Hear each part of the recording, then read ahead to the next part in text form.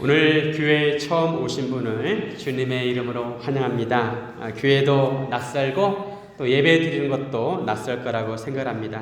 우리는 여러분들을 위해서 지난 몇 개월 동안 기도해 왔습니다.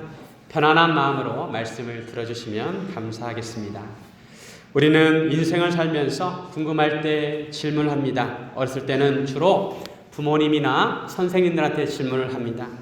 아이들이 자라나는 시기 중에 어떤 시가 되면 왜라는 질문을 많이 합니다. 엄마, 이건 왜 이래? 아빠, 이건 왜 이래? 하늘은 왜 이렇게 파래? 강아지는 왜 발이 4개야? 이런 질문들을 많이 합니다. 아이들의 질문이 때로는 기가 막히기도 하고 또 어이가 없기도 하고 때로는 역발상의 질문이기도 합니다.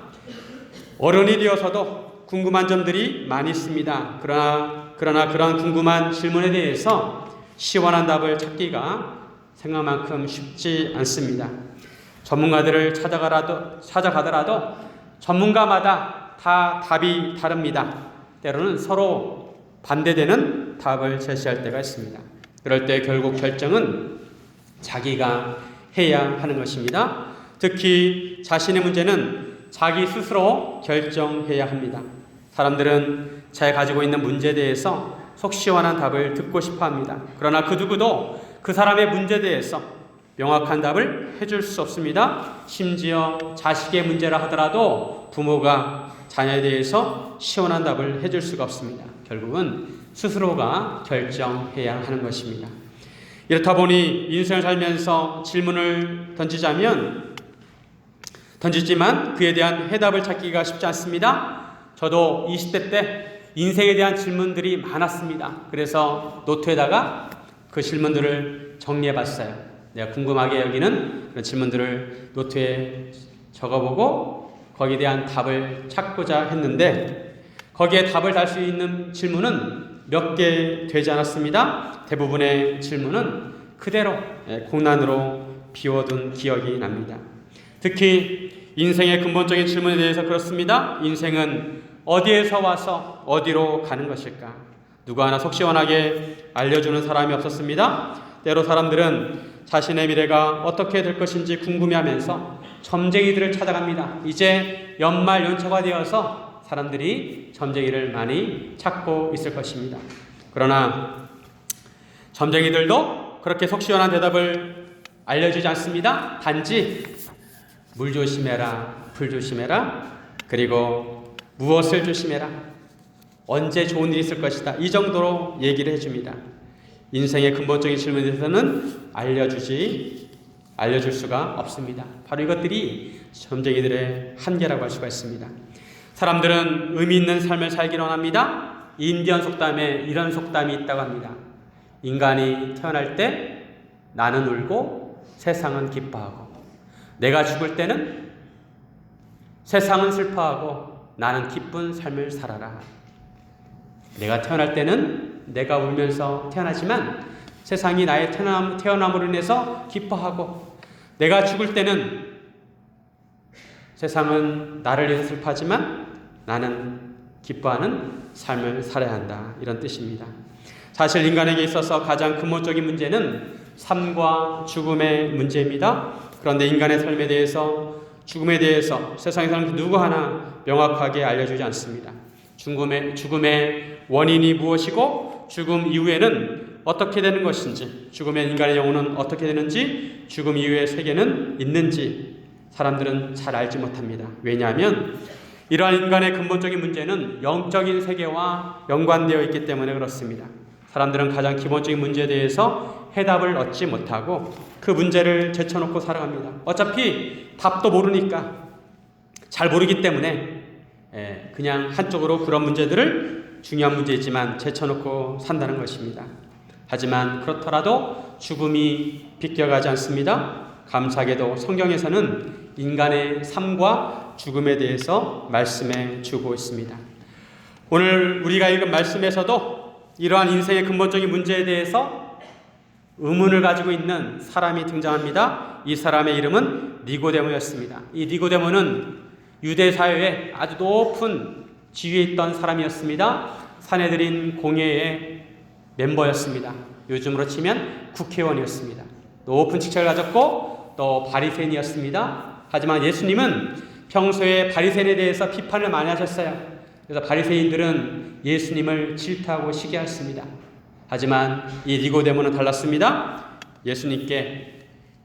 예수님이 그동안 하셨던 사역들을 지켜보면서 밤중에 예수님을 찾아와서 예수님께 질문을 합니다. 뭐라고 말하냐면 당신은 하나님께로부터 온 선생인 줄 안다고 고백합니다. 왜냐하면 니고데모 그동안 지켜본 바로는 예수님께서 하신 일들을 보면 인간으로서는 도저히 할 수 없는 일들이 많았기 때문이죠. 우리는 누구를 찾아가느냐가 중요합니다. 인생의 문제를 가지고 누구를 찾아갈 것인가? 내 인생의 문제를 해결해 줄 수 있는 사람을 찾아가야 합니다. 만약 자동차에 문제가 생겼다면 자동차를 만든 사람을 찾아가면 그 문제를 잘 해결할 수 있을 것입니다. 만약 건강에 문제가 있으면 의사를 찾아가면 의사가 그 문제를 해결해 줄 거예요.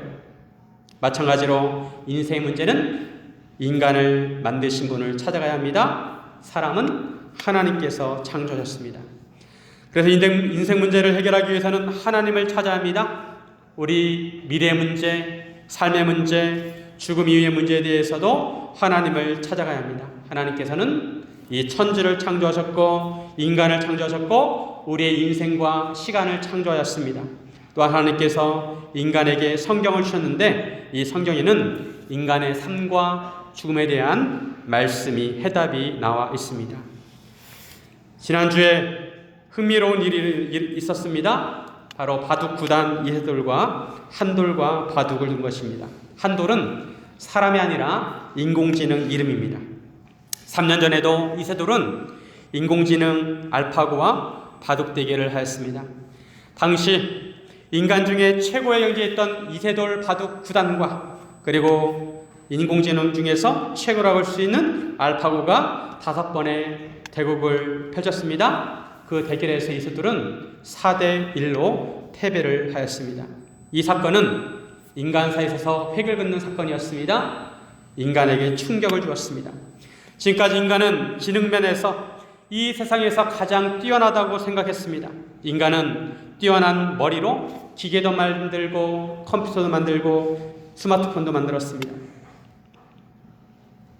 그 전까지는 아무리 기계가 뛰어나다 하더라도 인간의 머리를 따라올 수가 없었습니다. 그런데 이제 기계라고 할 수 있는 인공지능이 인간보다 지능이 더 뛰어난 것이 명백해졌습니다. 이런 세상은 그 이전에 상상할 수 없었습니다. 앞으로 인간 세상이 어떻게 변할지 알 수 없습니다. 인공지능이 앞으로 인간의 삶과 생활에 많은 영향을 주게 되고 많은 변화를 가져올게 될 것입니다. 인간은 한치 앞의 미래도 예측할 수 없습니다. 인간은 미래를 추측할 수는 있지만 알 수는 없습니다. 그런데 성경에 보면 앞으로 수천 년 앞에 일어날 일들에 대해서 예언을 하고 또 그 예언을 성취하는 것들이 기록되어 있습니다. 예수님께서 그 사건에 대해서 오늘 말씀하고 있습니다. 지금으로부터 약 3,000년 전에 이스라엘 백성들은 이집트에 살고 있었습니다. 모세라는 지도자가 나타나서 이집트에서 노예로 살고 있는 이스라엘 백성들을 이끌고 홍해 바다를 건너서 광야로 나갔습니다. 여러분, 광야는 우리 인생과 비슷한 면이 많이 있어요. 어디로 가야 될지 이정표가 없습니다. 목이 말라도 물을 찾을 수 있는 곳이 쉽지 않습니다. 배가 고파도 음식을 사 먹을 수 있는 곳이 없습니다. 하지만 이런 광야에서 당시에 이스라엘 민족이 200만 명이나 되었는데 하나님은 구름 기둥으로 햇빛을 가려주시고 불 기둥으로 밤에는 추위를 막아주시고 그리고 날마다 만나를 내려주셔서 그들에게 일용할 양식을 공급해 주었습니다. 그런데 광야길이 그렇게 편하지가 않았어요. 때로는 험한 길이 나타났습니다. 이런 골투성이가 있는 험한 길을 가다가 이스라엘 백성들의 입에서 불평불만이 튀어져 나옵니다. 왜 이집트에서 잘 살고 있는 우리를 끌어내가지고 이 광야에서 죽게 하느냐? 모세를 원망합니다. 하나님을 원망합니다. 하나님 주시는 매일 내려주시는 만나도 이제 지겹다는 것입니다. 만나를 하찮은 음식이라고 부릅니다. 하나님 주시는 그 만나도 이제 우리에게는 하찮다는 것입니다. 하나님께서 불뱀을 보내셔서 그 사람들을 물게 합니다. 사람들이 불뱀에 물려서 죽어가고다가 그때 회개합니다. 우리가 하나님과 모세에게 원망하고 죄를 지었습니다. 모세에게 요청하기를 우리에게서 이 불뱀이 떠나가게 해달라고 요청을 합니다.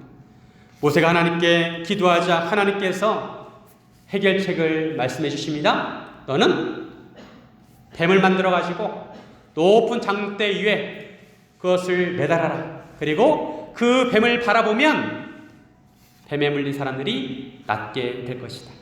모세가 노뱀을 만들어서 장대 위에 그 뱀을 내달았습니다. 실제로 불뱀에 물린 사람들이 그 노뱀을 바라보고 낫게 되었습니다. 여기서 이 노뱀은 바로 예수님을 상징합니다.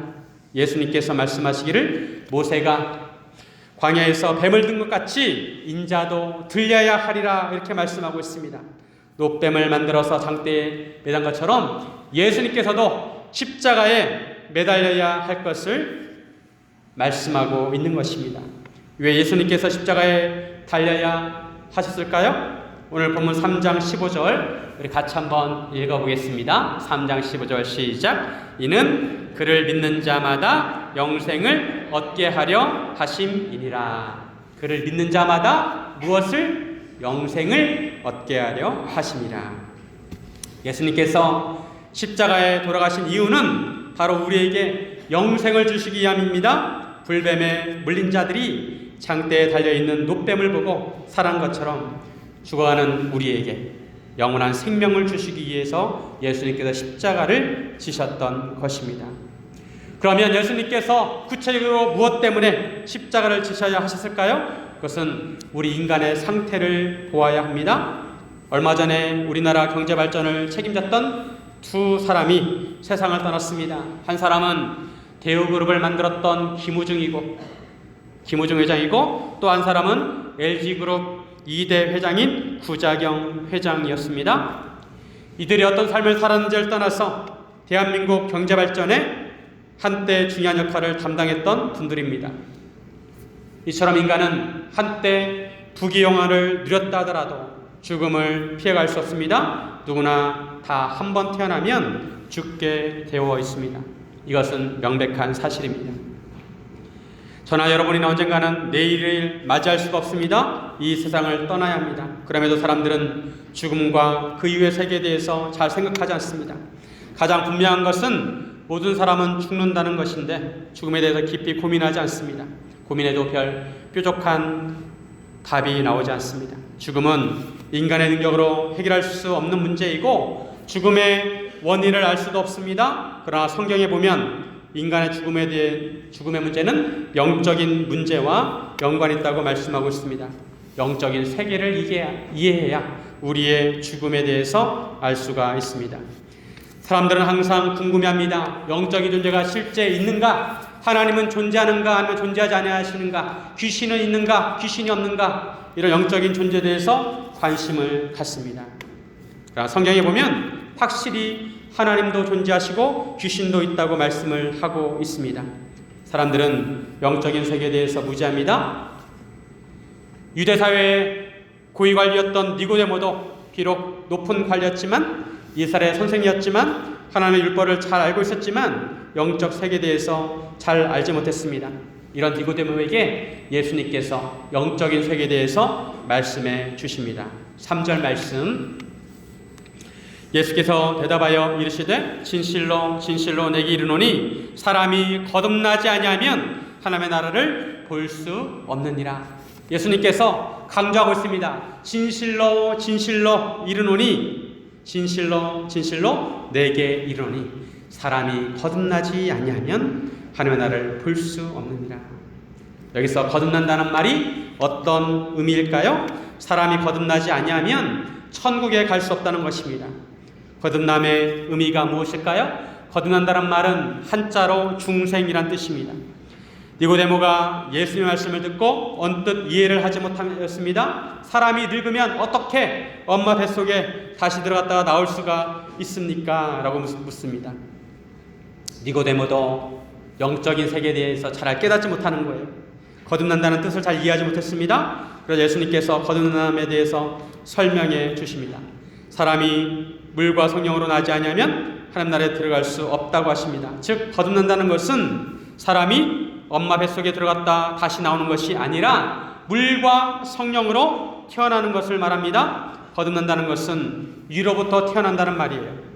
즉 하늘로부터 태어나야 합니다. 위로부터 태어나는 방법은 물과 성령으로 태어나는 것입니다.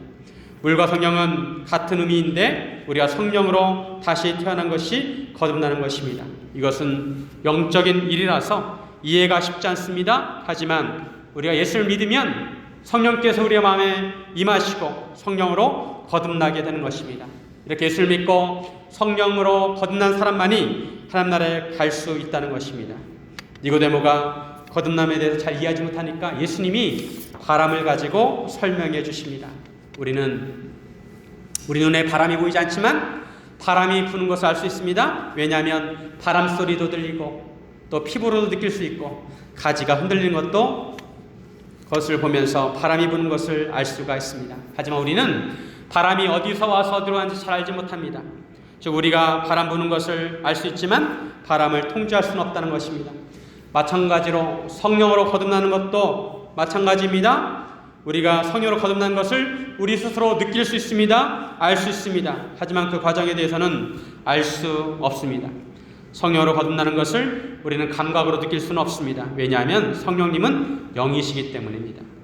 하지만 우리가 성령으로 거듭나면 세상이 줄 수 없는 기쁨이 우리 마음 가운데 있습니다. 상황은 전혀 그렇지 않은데 우리 마음 가운데 성령님이 주시는 기쁨이 넘치고 평안이 임하게 되는 것입니다. 이 세상의 사람들은 두 부류로 나눌 수 있습니다. 거듭난 사람과 거듭나지 않는 사람. 거듭난 사람은 거듭나지 않은 사람과 다릅니다. 사람은 무엇이 그 안에 들어있느냐에 따라서 달라집니다. 그 사람의 생각과 사상과 철학과 인격과 믿음에 따라서 사람이 달라지고 삶도 달라집니다. 그 사람이 어떤 사람인가 보려면 그 사람이 하는 말을 보면 알 수 있어요. 제가 아는 어떤 사람이 있는데 이 사람 너무나 얼굴이 잘생겼어요. 미남이에요. 근데 이분이 입을 떼면 그 이미지가 깨집니다. 왜냐하면 사투리가 나오기 때문에. 사투리가 나오는 순간 그 이미지가 다 깨지는 거예요. 근데 어떤 사람은 정말 볼품없는 사람이에요. 얼굴이 싹 잘나지도 않았고 볼품이 없는데 그 사람은 멋있는 말을 합니다. 말 한마디를 해도 멋있는 말을 해요. 이런 말을 듣고 있으면 그 사람이 비록 볼품은 없어도 정말 멋있어 보입니다. 그럴듯해 보이는 것입니다. 여러분, 우리가 말 하나를 하더라도 그 말에 따라서 그 사람이 정말 멋있어 보이기도 하고 또 그렇지 않게 보이기도 하는데 우리 안에 성령님이 계시면 우리의 삶과 우리의 모든 것들이 달라지게 되어 있다는 것입니다. 제가 아는 어떤 분은 암으로 돌아가셨습니다. 이분은 돌아가시기 전에 제가 복음제시로에서 예수님을 영접하였습니다. 근데 임종하는 순간에 이분은 박수를 치면서 손뼉을 치면서 너무나 기쁘다는 거예요. 왜냐하면 그 앞에 천국이 있기 때문에. 예수 믿고 성령님이 안에 있으니까 너무나 죽는 순간에도 두려워하지 않아요. 박수를 치면서 죽음을 맞이했습니다. 그러면서 교회 다니지 않는 사위에게 자네는 꼭 교회 나가야 된다고 유언을 남기고 돌아가셨습니다. 장례식장에 보면 염을 하시는 분들이 있습니다. 그분들이 종종 하는 이야기가 예수를 믿는 사람들과 예수 믿지 않는 사람들이 너무나 다르다는 거예요.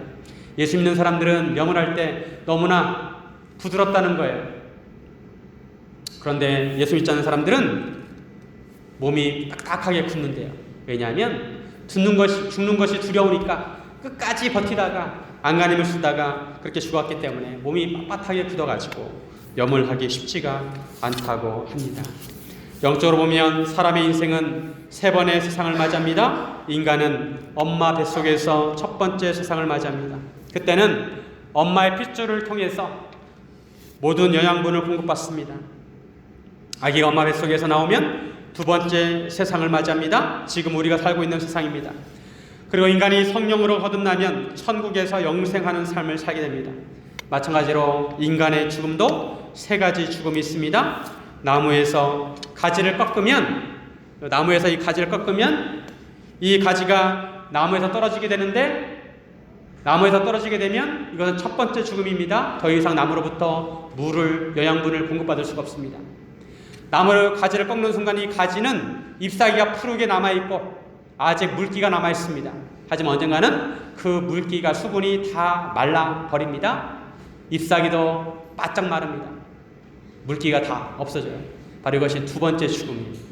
그리고 그렇게 비틀어진 나뭇가지를 쓸모가 없으니까 이제 불구덩이에 집어넣습니다. 이것이 세 번째 죽음이라는 것입니다. 마찬가지로 인간에게도 세 가지 죽음이 있는데 먼저는 영적인 죽음입니다. 영적인 죽음은 인간이 하나님과의 관계가 단절된 상태입니다. 마치 아기가 엄마 뱃속에서 나올 때 탯줄을 자르듯이 하나님과 관계가 잘라지는 것이 첫 번째 죽음입니다. 두 번째 죽음은 육적인 죽음입니다. 인간이 이 세상에서 살아가다가 언젠가 그 수명이 다하고 심장이 멎고 호흡이 끊어질 때가 있습니다. 이것이 두 번째 죽음입니다. 그리고 인간은 마지막 심판 때 하나님 앞에 서게 되는데 영적으로 거듭난 사람은 천국에 들어가지만 거듭나지 않은 사람은 영원한 지옥에 들어가게 되는 것입니다. 바로 이것이 영원한 죽음, 세 번째 죽음입니다. 성경에서는 분명히 지옥에 대해서 말씀하고 있습니다. 영원히 꺼지지 않는 불 속에서 영원히 살게 된다는 것입니다. 지옥으로 간 인간의 영혼은 사라지지 않습니다. 그곳에서 계속해서 영원히 고통을 당합니다. 그러나 지옥에는 아무런 소망도, 아무런 희망도, 빛도 복음도 없습니다. 그러면 어떻게 해야 우리가 거듭날 수 있을까요? 오늘 가장 중요한 말씀입니다. 그에 대한 해답이 16절에 나옵니다. 우리 16절 말씀 우리 같이 한번 읽어보겠습니다. 시작. 하나님이 세상을 이처럼 사랑하사 독생자를 주셨으니 이는 그를 믿는 자마다 멸망하지 않고 영생을 얻게 하려 하심이라. 인간이 거듭날 수 있는 방법은 바로 예수님을 믿는 것입니다. 하나님의 독생자 예수님을 믿을 때 그 사람은 멸망하지 않고 영생을 얻는다고 말씀하고 있습니다. 하나님께서는 우리를 사랑하십니다. 하나님은 본질 자체가 사랑이십니다. 우리를 너무도 사랑하십니다. 부모가 자녀를 사랑하듯이 인간을 하나님의 형상과 하나님의 모양대로 지으셨고 인간과 사랑의 관계를 맺고 싶어 하십니다. 이 세상에 사랑이 없다면 얼마나 삭막할까요? 사랑이 있기에 관계도 의미가 있고 인생도 의미가 있는 것입니다. 하나님께서는 영적으로 죽은 우리에게 영생을 주시기 원하십니다. 우리를 사랑하시는 하나님께서 독생자 예수님을 보내셨습니다. 하나님의 독생자 예수님은 어떤 분이시기에 우리가 예수를 믿으면 우리가 영생하게 되는 것일까요? 예수님은 본래 하나님이셨습니다. 삼위일체 하나님 중 성자 하나님이십니다. 하지만 인간을 구원하시기 위해서 인간으로 태어나셨습니다. 인간의 대표가 되어서 인간을 죄로부터 구원하시기 위해서 인간의 몸을 입고 태어나신 것입니다. 바로 이 날이 크리스마스입니다. 크리스마스가 기쁜 이유는 우리를 죄로부터 구원하실 구세주가 오셨기 때문입니다. 올해 여러 가지 뉴스가 있었지만 화성 연쇄살인 사건의 범인이 밝혀지게 되었습니다. 영화 살인의 추억이 나온 지 꽤 됐는데 그때까지만 해도 영구 미제 사건으로 남는 줄 알았습니다. 하지만 33년이 지난 다음에 DNA를 통해서 범인을 잡게 된 것입니다. 사람들은 이런 흉악범을 보면서 정말 인간 같지 않은 사람, 죄인으로 취급합니다. 그러나 모든 사람은 아담 이래로 다 죄인입니다. 부모로부터 DNA를 물려받듯이 원죄를 가지고 태어납니다. 부모로부터 원죄를 물려받았다고 해서 죄에 대한 책임이 없는 것이 아닙니다. 모든 인간은 죄인이고 자기 죄에 대해서 책임을 져야 합니다. 모든 인간은 태어나면서부터 영적으로 죽은 상태로 태어납니다. 그런데 사람들은 흔히 당신은 죄인입니다 라고 말하면 반문합니다. 내가 왜 죄인이냐고 반문합니다. 난 특별한 잘못이 없고 사람들에게 악을 행하지 않았고 성실하게 살았다고 말합니다. 그러나 그것은 스스로 생각하는 죄의 기준입니다. 성경에 나오는 죄의 기준은 훨씬 엄격합니다. 공기 중에 떠다니는 먼지들이 우리 눈에 지금 보이지 않지만 창문을 통해서 햇빛이 들어오면 그 햇빛가 안에 먼지가 떠다니는 것이 보입니다. 마찬가지로 우리 기준으로 보면 죄가 보이지 않지만 하나님의 기준으로 보면 먼지가 다 보이는 것이죠. 성경에서는 하나님을 알지 못하는 것도 죄라고 말씀합니다. 심지어는 욕을 하는 것도 죄가 되고 음욕을 품는 것도 죄가 된다고 합니다. 형제를 미워하는 것도 살인자라고 말합니다. 사람들은 마음속으로 하는 생각은 죄가 되지 않는다고 생각합니다. 마음속으로 별 생각을 다해도 실제로 행동으로 옮기지 않는다면 죄가 되지 않는다고 생각합니다. 이 세상에서는 물증이 있어야 죄가 돼요. 물증이 있어야, 죄를 증명해야 죄가 됩니다. 그 전에는 형벌을 받지 않습니다. 그러나 성경에서는 그처럼 마음속으로 하는 나쁜 생각들도 다 죄가 됩니다. 누구를 미워하고 시기하고 질투하는 것도 다 죄가 됩니다. 이런 기준에서 보면 우리는 하루에도 수십 번씩 다 죄를 짓습니다. 이렇게 하루에도 수십 번 죄를 짓는 사람은 하나님의 기준에서 도저히 용서받을 수 없는 죄인입니다. 하나님의 기준에는 의인이 하나도 없는 것입니다. 모든 사람은 죄인입니다.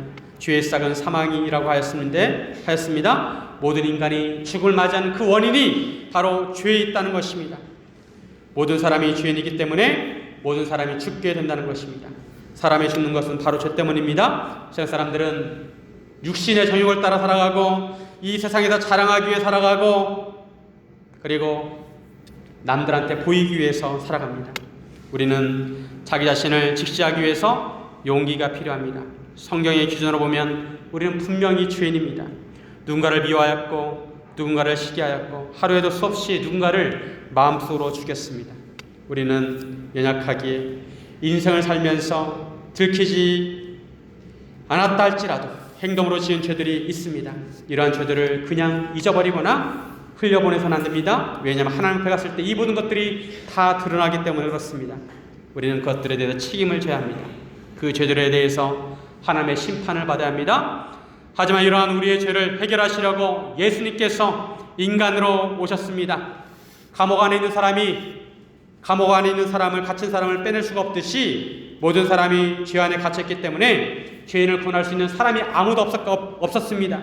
그래서 인간을 죄로부터 구원하시려고 죄가 없는 사람이 되시기 위해서 예수님께서 이 땅에 인간으로 오신 것입니다. 예수님은 구원자의 자격을 갖추셨습니다. 하나님께서 이러한 예수님께 인간의 모든 죄의 짐을 맡기셨습니다. 저와 여러분의 죄를 예수님께 맡기셨습니다. 우리의 죄가 다 예수님께 실려졌습니다. 과거의 죄, 현재의 죄, 미래의 죄가 다 예수님께 맡겨졌습니다. 예수님은 그 모든 죄를 다 짊어지고 십자가 위에서 우리를 대신해서 돌아가셨습니다. 두 팔에 발목에 못을 박히시고 머리에 가시멜관을 쓰시고 우리를 대신해서 마지막 피 한 방울을 흘리셨습니다. 예수님께 흘리신 그 보혈 때문에 이제 인간이 죄로부터 깨끗하게 될 수 있는 길이 열리게 되었습니다. 누구든지 예수를 믿으면 그 죄가 용서받게 되었습니다. 인간이 어떻게 죄로부터 깨끗해질 수 있을까요? 그것은 바로 믿음입니다. 예수님을 믿으면 우리 죄가 용서를 받습니다. 예수를 믿으면 우리의 죄가 용서를 받습니다. 우리가 우리의 죄에 대해서 회개하고 예수님을 믿으면 우리의 죄사함을 받고 영생을 선물로 받게 되는 것입니다.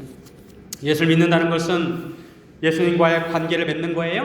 인격적인 관계를 맺는 것입니다. 친구 관계를 맺듯이 예수님을 나의 구주로 인정하는 것입니다. 예수님께서 나를 위해 십자가를 지시고 3일 만에 부활하신 것을 내 마음 가운데 받아들이면, 믿으면 우리가 거듭나고 영생을 얻게 되는 것입니다. 나 자신을 예수님께 맡기는 것입니다. 우리가 의자에 앉아 있는 것처럼 우리가 의자에 앉을 때는 우리 몸을 의자에 맡겨야 앉을 수 있습니다. 편안하게 앉을 수 있습니다. 마찬가지로 우리 모든 삶의 문제, 그리고 생명과 죽음과 사업과 일과 고민과 질병과 진로와 앞으로의 모든 일들을 다 예수님께 맡기면 되는 것입니다. 누구나 인생은 초행길입니다. 하지만 예수님은 우리의 인생을 너무도 잘 아십니다. 지금까지 우리가 운전대를 잡고 한 번도 가보지 않은 길을 조심조심 왔다면 이제 그 운전대를 예수님께 맡기고 우리는 예수님 운전하는 그 옆자리에 앉아서 편안하게 가면 되는 것입니다. 예수님께서 인도하시는 길을 따라가면 되는 것입니다. 오늘 진리의 말씀은 바로 예수님께서 하늘로부터 오셔서 우리에게 직접 전해주신 말씀입니다. 가끔 인생 드라마를 보면 마음에 감동이 되고 마음이 따뜻해집니다. 올해 있었던 드라마 중에 눈이 부시게라는 그런 드라마가 있었습니다. 김혜자 권사님이 주연이었습니다.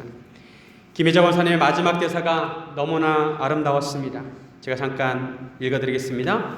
지금 삶이 힘든 당신, 이 세상에 태어난 이상 당신은 이 모든 걸 매일 누릴 자격이 있습니다. 대단하지 않은 하루가 지나고 또 별거 아닌 하루가 온다고 해도 인생은 살 가치가 있습니다. 후회만 가득한 과거와 불안하기만 한 미래 때문에 지금을 망치지 마세요. 오늘을 살아가세요. 눈이 부시게. 저는 한마디 더 덧붙이고 싶습니다. 사랑하는 여러분, 영원을 살아가시기 바랍니다. 우리가 예수를 믿고 거듭나면 우리는 영생을 살아갈 수가 있습니다. 그러면 우리 삶이 눈부시게 빛날 줄로 믿습니다. 삶은 드라마가 아니라 실존입니다. 예수님을 믿으시고 영생을 사시기를 바랍니다. 예수님의 십자가를 붙들고 예수를 믿으면 우리에게 영생을 선물로 주신다고 약속해 주셨습니다. 우리 모두 다 함께 눈을 감겠습니다. 오늘 이 시간 하나님 아버지께서 여러분에게 영생을 선물로 주시길 원하십니다. 누군지 예수님을 나의 구주로 믿으면 되는 것입니다. 이 선물을 받기 원하시는 분들은 손을 들어서 표해 주시면 감사하겠습니다. 손을 들어 표해 주시기 바랍니다. 하나님 감사합니다. 내가 예수님을 믿겠습니다. 삶의 구주로 내가 예수님을 받아들이겠습니다. 손을 내려주시기 바랍니다. 감사합니다. 이런 기회가 쉽지 않습니다. 여러분이 지금 이 자리에 계신 것도 하나님의 섭리입니다. 하나님께서 인도하신 것입니다. 마음을 여시고 하나님의 사랑을 받아들이시면 되는 것입니다. 다시 한번 묻겠습니다. 영생을 선물로 받기 원하시는 분은 손을 들어 표해 주시기 바랍니다. 잠깐만 들었다 내려주시기 바랍니다. 감사합니다. 예수께서는 홀로 살아가는 여러분을 홀로 둘 수 없어서 영광의 자리를 버리시고 우리 곁에 인간으로 오셨습니다. 그리고 우리와 동행하시길 원하십니다. 지금도 여러분의 마음을 녹화하고 계십니다. 우리가 용기를 내어 마음의 문을 열면 예수님께서는 여러분과 함께 동행하시게 되는 것입니다. 험난한 인생길을 예수님과 함께 살아가시기를 바랍니다. 하나님 아버지께서 우리를 팔 벌리고 기다리고 계십니다. 우리 예수를 믿으면 영원한 잔치에 참여할 수가 있습니다. 예수를 믿기 원하시는 분은 그동안 손을 들지 않은 분들 중에서 손을 들어 표해 주시기 바랍니다. 십자가는 하나님의 사랑입니다. 십자가는 하나님의 지혜입니다. 우리의 소망입니다. 마지막으로 다시 한번 묻겠습니다. 나 예수님 믿고 싶어요. 이런 분들 손을 잠깐 들어서 표해 주시면 감사하겠습니다. 감사합니다. 자, 손을 드신 분은 인도자와 함께 그 자리에서 잠깐 일어나 주시면 감사하겠습니다. 제가 여러분을 위해서 기도해 드리도록 하겠습니다. 잠깐 그 자리에서 일어나 주시면 감사하겠습니다.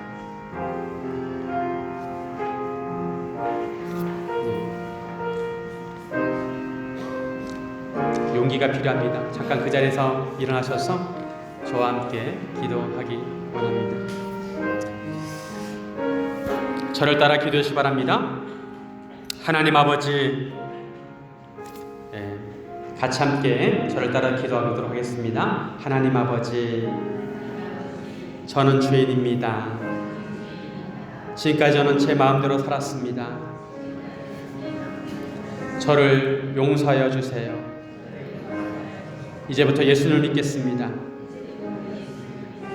앞으로 예수님께 모든 것을 맡기고 예수님만 따라가겠습니다.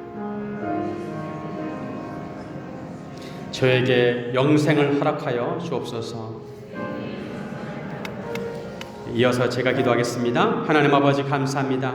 예수를 믿기로 작정한 귀하신 성도님들을 하나님께서 창세전부터 예비하신 줄로 믿습니다.